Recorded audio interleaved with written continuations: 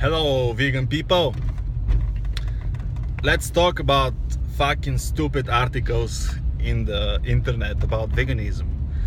I'm reading a lot of bullshit these last days, especially in Bulgarian media. But there are sites from other, medias more famous. So things like in Italy, they're going to, put parents in jail who impose veganism to their kids because a lot of vegan fucking stupid parents do not know how to nutrition their kids. So they do stupid shit, and then authorities are blaming the vegan lifestyle, and they do not blame the stupid people. That's always. So what to do? What we can do to stop that? Well, the first thing that you can do is don't be stupid. Don't be fucking stupid. If you don't know how to do something, do not do it. I said this many times. I have a video about it. If you don't know how, don't do it. What I mean by that, if you want to make your kid vegan, first of all, realize that this is a kid.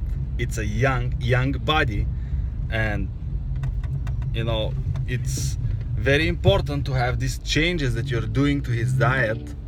I'm not saying that it's more healthy the way that the kid is eating now, with the meat and dairy and all the other processed shit that the kids are eating nowadays, including my kid too.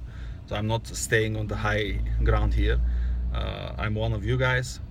So with all the shit that the kids are eating these days, even in this situation, when you have a small change in the diet, the body is taking this as a stress. So you need to minimize that and do it very smart. Now what happened to me? Let me tell you about how it happens with my kid. First month when I became a vegan, I stopped buying meat, I stopped buying dairy, I stopped buying everything. I just said that fuck it, nobody at home will eat that, and through the time they will just become vegan because it will not be available at home. Yeah, this is how I decided. That was stupid. That was very stupid. What happened was, because my kid was used that his mother is making cakes, and his mother is using eggs and milk for the cakes and this kind of things, and he's eating meat with rice and this kind of stuff. Those were his, I would say, favorite things. So he just stopped eating. We would make him mashed potatoes, or we would just make some potatoes or only rice. He would eat it, but everything else that involves a lot of veggies, he would just not touch at all. He would just say, bleh, and this is spinach, and bleh, like every kid. Now the problem is that he's not eating fruits as well. He doesn't like fruits, and that's why he only drinks them on juices. He's juicing a lot. So I was worried, so I made a blood test of him, for him.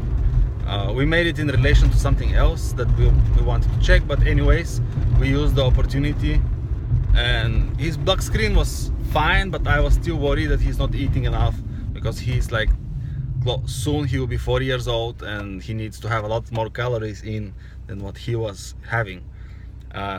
So instead of having these products, the milk and dairy and the meat, he heavily relied on biscuits and this kind of bullshits. I know that not all of them are vegan, but my kid is not vegan still. Yeah? He's not 100% vegan. He's on the way. He's mainly plant-based now, but I would not starve my kid if he's not eating because of this. This is just how I am. I'm not a fanatic, and if I know that it takes time, especially for a 4 years old. So I needed to make sure that he's taking enough B12, so I started buying this soy milk, and with the soy milk I can say that maybe 60 or 70% I replaced the regular milk, because he was used to having a glass of milk, dairy, regular milk, but he didn't like the soy milk, and it had B12 inside. So I was like, how I can make him like it? So I bought the chocolate taste soy milk, and he loves it. But he's not calling it milk, he's calling it drink. Can I have a chocolate drink? Here you go. Is it better than dairy? Probably. probably, if all the things that scientists are saying are true about milk and dairy, probably. Not 100% sure though, because young kids need milk, but they need human milk, and we don't have human milk. We have a baby, but it's for the baby, so he doesn't need, I think, dairy at the moment. How we replace cheese? Well, he doesn't need cheese really. The only thing that he eats meat-wise now is fish. So slowly but surely we remove the chicken and we remove the meatballs and so on. Here and there he can just grab something if he's visiting his grandma's or something, and they will give him some steak and he will just bite a few times. But I'm saying again, he's not vegan. You know, he's on the way. He's mostly vegetarian. Still better than eating 100% meat like most of the kids, you know, eating the steaks and so on. Yeah. So before you judge, think about it first. Should I just try to make him completely vegan and fail, or should I do it gradually, and in the, I would say, a course of 1 year, he will just develop this taste for plant-based food? And this is what's happening now, because the last 5 months we are doing it that way. Not 5, sorry, the last 3 months, because before that we were doing it the wrong way. And guess what? Last time when I served him fish, he didn't want the fish.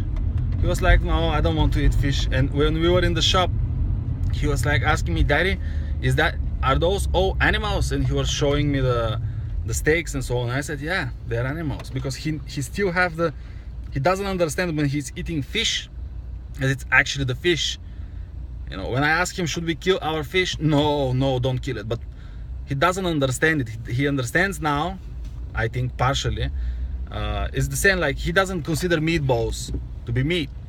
He doesn't understand what this means. He doesn't understand that you will cut the part and you will grind it, and you will smash it and you will make a ball from it and you will, you know, eat it. He doesn't get that. He's just too young. So I needed to explain that, and a lot of times too, for him to understand that this is actually a meat and actually animal diet, so he can eat that. One rule that I placed is that if I'm buying meat and dairy, they need to be eaten.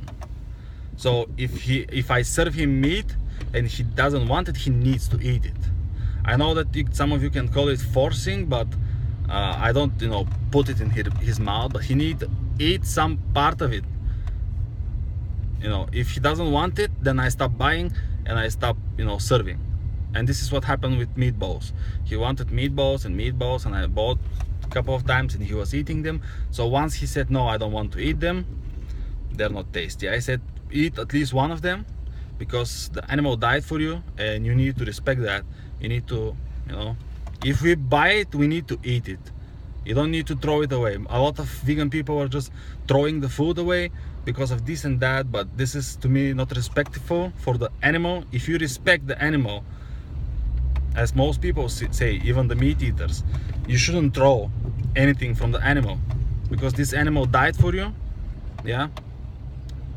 So it didn't die for you, it was killed for you. So you need to have respect to this animal. You need to respect his death and eat everything. This was my rule. I said the same to my wife. My wife is mainly vegetarian, so she eats meat and dairy, especially dairy. Cheese is her weak spot. And when I bought cheese, and I said that I don't want this cheese to get spoiled. So you need to eat it. I don't want to throw it away. I don't want animal products to be thrown away. If we buy them and you eat them, you just eat them. So what happened with all of these tries for my kid to stop eating meat? He just stopped eating meat by himself. Now he doesn't ask too much for meat, to be honest. As I said, fish from time to time. He doesn't like cheese in general, or the Bulgarian white cheese. He's not into it. The only thing that he's into is milk, and I almost replaced this, as I said, 60-70% with soy milk, and his mother's cakes that are done with yogurt. This is the only thing that he's consuming at the moment. including some fish.